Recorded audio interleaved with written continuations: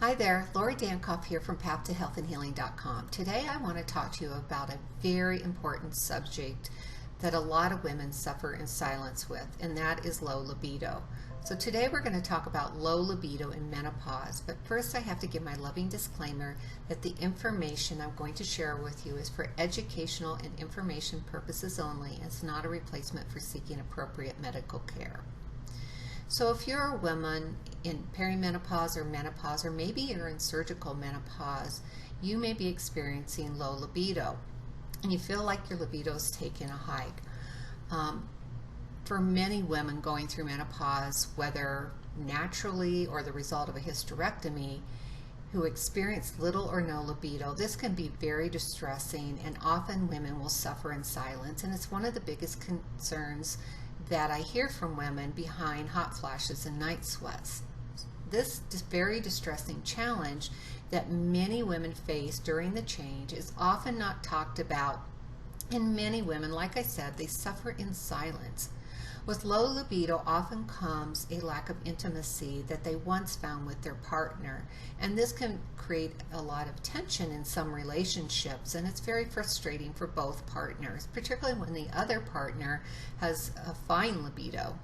So just because you're going through menopause does not mean that you have to accept losing your libido as a part of the deal. It does not have to be.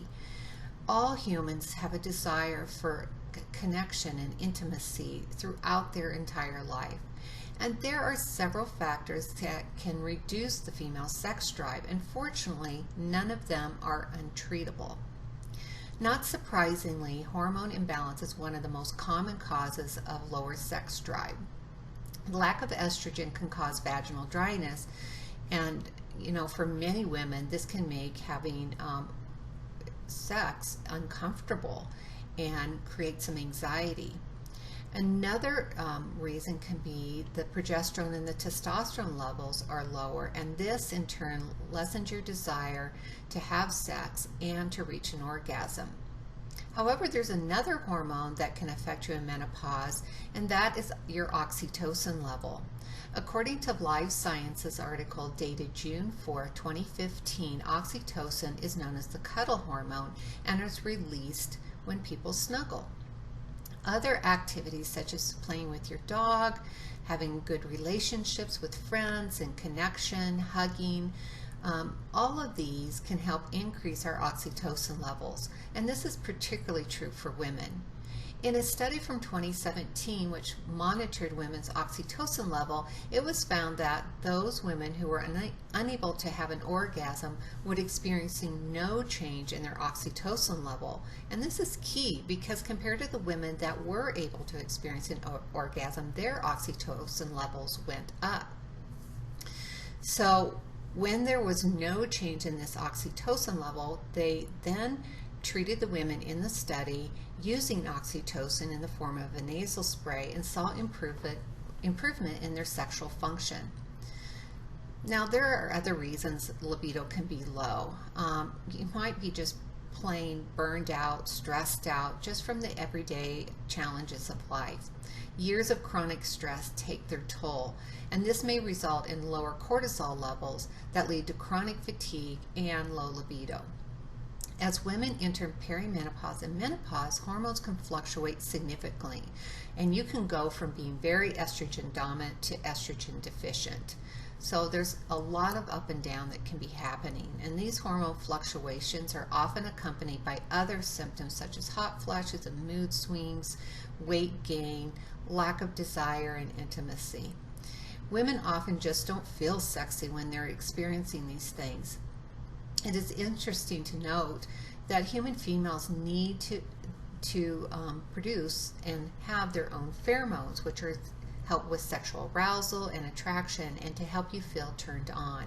If the pheromones aren't there and the oxytocin is not there, it is more difficult to be in the mood.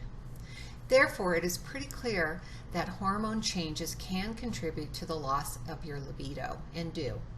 So where do you start?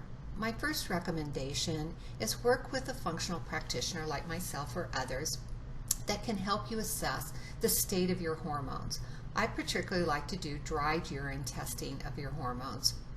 This gives us the most comprehensive, in-depth look at what your hormones are doing. We can actually see not only your hormones at face level, but how is your body utilizing those hormones, and is it metabolizing them in the right way? And this is very important and key because it can help direct your care and the advice that we give you in trying to help reclaim that libido. Then there are other things I want to talk about that certainly we would evaluate when looking at what can be causing that low libido. You know, we're going to look at stress, for example. Stress is one of the major causes of lack of sex drive in women. When women are suffering from stress, their body is robbed of many of the essential building blocks it uses to produce hormones. When you are overstressed, your body will try to protect itself and conserve its energy rather than seeking pleasure. Another one can be feeling comfortable in your own body or appropriateness. Some women have been given the impression that once you get to a certain age, your sex life is over. This couldn't be further from the truth. It's no longer appropriate, they feel, to want or desire sex. Just don't buy it. Your sexuality is a state of mind. We are all sexual beings, and that does not have to change when you reach a certain age of your life. Nutrition is another factor that can affect your libido. Poor nutrition, eating a very low-fat diet is horrible for your sex drive. And the reason being is that your body needs lipids found in healthy fats to make hormones. Driving cholesterol down too low from a lack of healthy fats can not only speed up the aging process, but starve your body of the hormones necessary for a healthy sex life and vitality as well. What you feed your body nutritionally will have a direct impact on your energy and your sex drive. Now, another factor we have to face for some is a change in the relationship. You know, when the kids leave the house, sometimes partners have a hard time reconnecting with each other. So there may be issues with your spouse or partner. This stress in the relationship can certainly dampen your sexual desire. Often this happens, like I said, after years when women are finally entering perimenopause and menopause, and her feelings about how life should be can change as well. And they may be reprioritizing what's important to them in their life. Behaviors that were once tolerated, women finally say, you know, I've had enough, life is short, and I'm moving on. But menopause really should be a time of reflection. In Native cultures, this is like a new beginning. These are the wise sayers of the world. You don't have to settle for things. You don't have to compromise with how you live your life.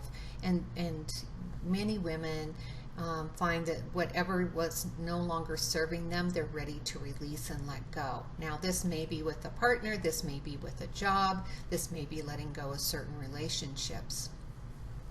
And then physical changes can be another reason that impedes women's ability to feel sexy or have that desire, because their bodies are changing. Not only that, many women are experiencing that vaginal dryness and thinning, which is very uncomfortable and painful during intercourse. So many women begin to dread sex because of the pain. This is where you want to talk to your partner, but also your healthcare provider. There are options to help relieve vaginal dryness and also finding other ways to enjoy the pleasure of sex. Some women may actually find themselves single for the first time in their life going into menopause or perimenopause. And this creates a whole nother challenge with dating and just the feeling of overwhelm and being comfortable with their relationships and how they're going to approach those relationships as well. And this can be, freeing, or it can be scary and challenging as well. But first and foremost, it's important to take time to love and accept yourself and what you are experiencing, and get the help that you need, and talk to your partner as well. Now, okay, you might be thinking, great tips, but Is there a pill I can take? The first step to consider is working with a functional practitioner. It can help you get to the root cause. It's just not about covering up symptoms or telling you you're depressed or anxious or that you need to see a psychiatrist. And that, unfortunately, is what many women end up hearing. For women, rediscovering your sex drive isn't impossible, and you may not need that psychiatrist after all. You just need to get to the root cause. There is hope, and you can regain your sex drive and enjoy sex again. You want to first look for the root cause instead of covering up the symptoms, as I mentioned. And getting your hormones tested is very, very important because it can provide us some key information that we need to understand what is actually going on with your hormones and how this may be affecting your sex life. Communication is very, very important. Your partner can't read your mind.